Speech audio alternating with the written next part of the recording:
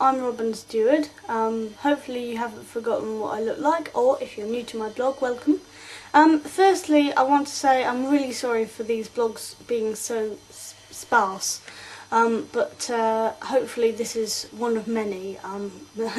Making a blog, or certainly making a vlog, can be quite technically challenging at times, and also I've had university and things to think of. But I've really enjoyed being able to give you an insight into what autism is, and I've been really privileged, so I'm really grateful. Thank you very much to the NAS and Martin for giving me this opportunity to tell you what autism's like, and I hope that it's insightful.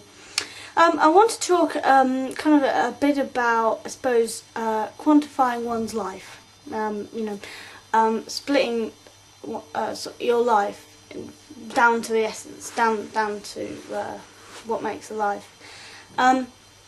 There's an advert on a local radio station at my parents' home, and the advert says something like "live to play" or something. And basically, I suppose there are two ways of looking at life: that you go to work to earn money to go and have a good time, or you have a good time but you don't earn as much money. So, in a sense, you work to live or you live to work. And I believe in working to live. I think that one of the reasons I want to take a gap year is because I'm just not enjoying life enough. That all my life is about getting a degree, and how much money I owe the bank for my student loan and stuff. And really, that's kind of, at the moment, what is essentially quantifying my life. That's the essence of my life, is, worrying about money and about university deadlines for what? A piece of paper that, I'll have it for the rest of my life, great, but so what, So I'm taking a gap year because I want to be more creative, I want to explore myself, and I suppose I want to experiment with life, that I haven't been very happy, I suppose. When I was 12, I started getting migraines every day. Primary school was fine, but when I went to high school, it was day much harder, and I didn't enjoy it, and I started to get migraines every day. And I suppose that, my mum thinks I haven't been happy since I was 12. Now, I'm not a very good judge of that, because normally the people around you are more aware of how you as a person are feeling, they pick up on it. Not everyone would agree with that statement, I suppose, certainly the finer details are the ones that only you know as the person having that emotion. But in a very general sense, the people around you can tell whether you're worse or better than you were before a particular experience, because they know you. And my parents think that before I went to high school, I was happier than when I started high school, and that unhappiness continued. And I wonder whether I haven't paid enough attention to myself, because I suppose, it's like with degrees, that people say that, or some people would consider, for example, a BA to not be as significant as a BSc. A BA being a Bachelor's of Arts and a BSc being a Bachelor of Science. And some people feel that science is more, I suppose,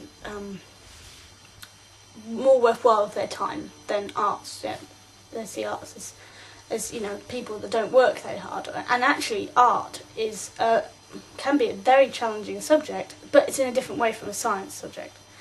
One of the examples is that currently, as part of my course, I'm writing a report on installing an operating system, which is something I've done a lot. I've got two Cisco qualifications, and I've probably been able to do that since about the age of 8. But now to have to write about it and describe absolutely every single little detail is incredibly tedious, and kind of annoying, you know, that I'm having to back up what I already know. But some of what I know is learnt from practice. But I can't include that in my report. I have to go by the book, which isn't the way life always is. And I suppose if I was doing a BA, I could say, well, from my experience, this is so. But because it's a scientific report, I'm not able to do that, which is a shame. I've also been and I suppose for me, I find that difficult because there's no outlet for my creativity, and because that's happening all the time, you know, my creativity is suppressed. And because it's suppressed, I don't get the chance to express myself as much. Whereas if I kind of expand it, if I allow it to grow and you know, to kind of encompass my life, to you know, go all over it, then I'll have a better, I suppose, grounding. You know, I'll have a better foundation. And I think that for a year that would be a good experiment to see whether I'm actually happier. I've been doing a bit of work in the sound studios at university, and playing my guitar a lot. And that's about it, really. I haven't really done much else in life. I'm moving to London, got somewhere to live, got my money sorted, and you know, it's a great opportunity to be able to do that at my age. You know, it's not something that somebody who's 21 would normally just be able to do. You know, get up and move to London. You know, so it's really good to be able to do that, and hopefully it'll work out. Anyway, these blogs, vlogs rather, will hopefully be more prevalent, and I hope you enjoy them. Anyway, take care. Peace. Bye bye.